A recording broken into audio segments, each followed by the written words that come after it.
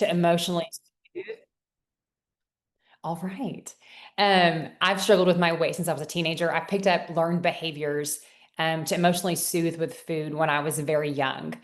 I couldn't control anything that was happening around me, so I ate and mixed in with like customary family and societal patterns that were taught, like finishing your plate or eating at celebrations or times of grief and mourning, when you're traveling and you're on vacation, like all of those things.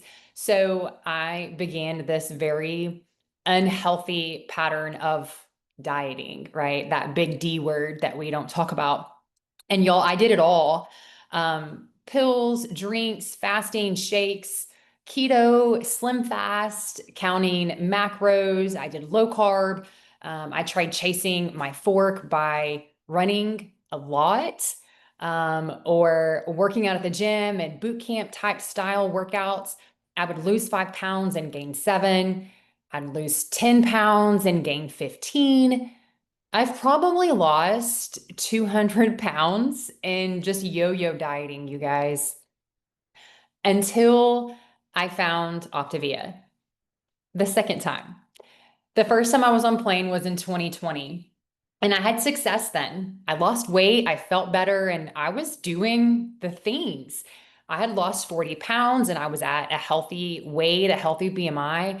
I had even started coaching and was helping others. But what I didn't do the first time around was the deeper mindset work. I did some mindset work, but really I treated plan like it was a checklist. And when I started feeling better, life got hard and I didn't have the tools in place to stay rooted. Without those tools, I slipped right back into my old patterns, emotional eating, skipping meals, self sabotage, and I gained all of the weight back, all of those 40 pounds plus some. And I went right back to that all or nothing mindset, the perfectionism.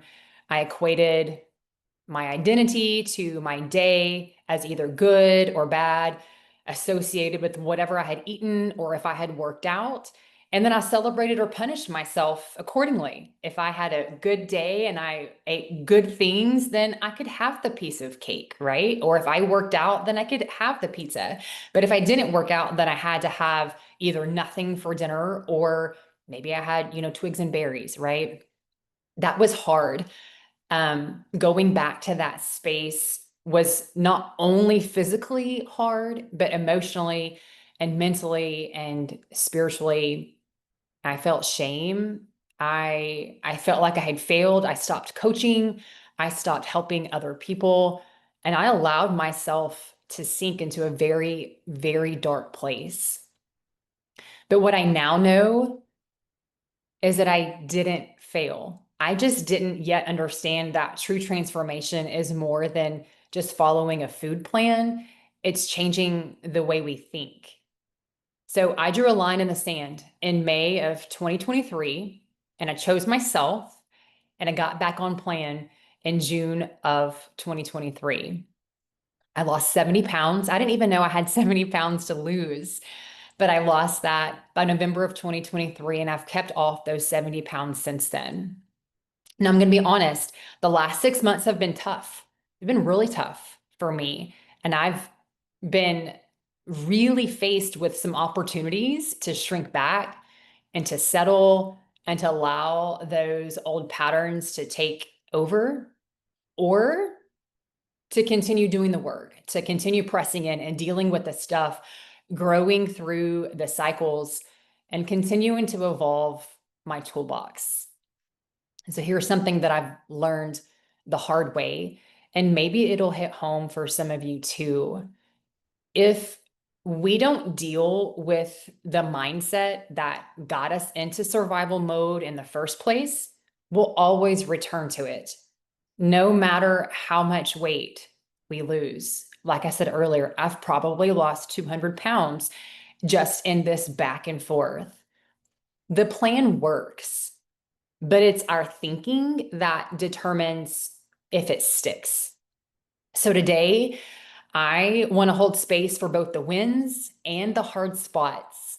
If you're winning, someone else needs to hear that win. Let us celebrate with you. But if you're struggling, I want you to know that you're not alone.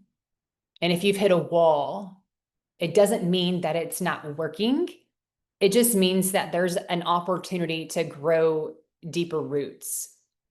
So let's start with this. I want to ask us a few questions before we go there. Maybe just like, what thought patterns tend to pull you back into old habits when life gets hard? Or maybe even when you get comfortable? Because let me be really real with you, keeping the weight off is really challenging too. And for me, 19 months into keeping that 70 pounds off, I'm still working through patterns and cycles. And y'all, life is still lifing. It always will. But I choose to decide day in and day out. And folks, let me tell you, it is a decision. You get to choose to continue confronting those patterns and cycles, even when it's really hard, especially when it's really hard. That's the healing. That's the growth. And growth is forever a continuing process. Think about it. If we're not growing, the opposite of that is death, right? We're always growing. If we're not growing, then we may need to adjust some things and figure out what's going on. But this process starts with awareness. It starts with being honest with yourself. So before we move into opening up the room for questions, I just want to take a couple of minutes to walk you through just a short mindset check-in that's really helped me personally. And Stephanie, maybe I'll try to send this to you. We'll get them in the chat too. I'll figure that part out. But this little reflection is called From Default to Decision. I'm going to give you 3 quick prompts to write down, and I encourage you to answer them honestly. No one has to share the answers unless you want to. I'm not going to call on you. I'm not going to call you out, but I do want to encourage you to dig deep.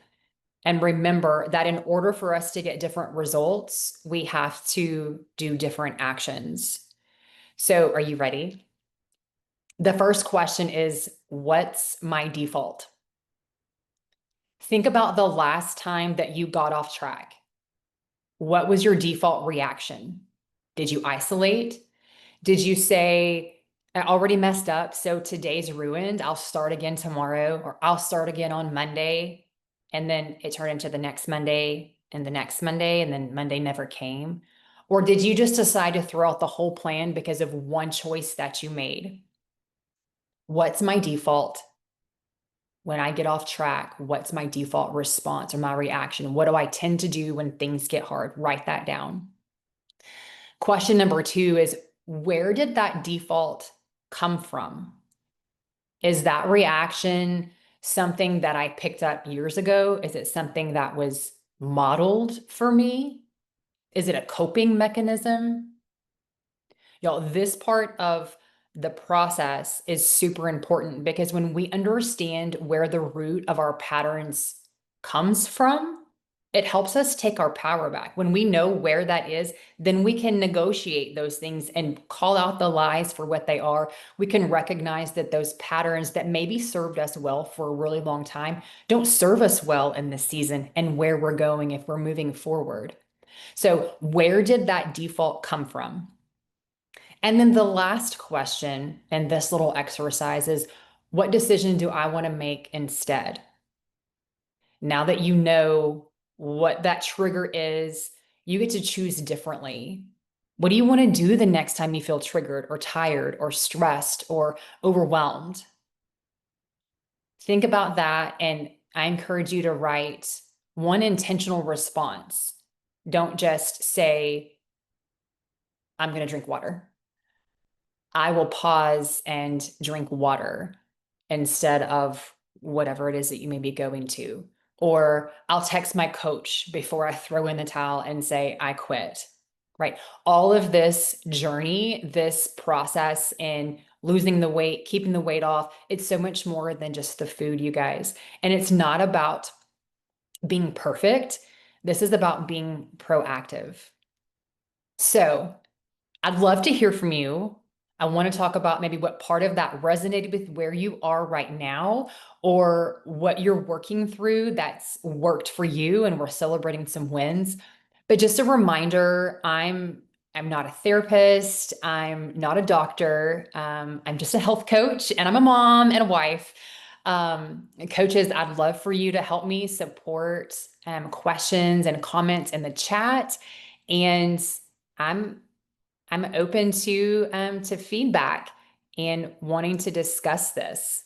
So what's something that resonated with you in maybe what I just shared?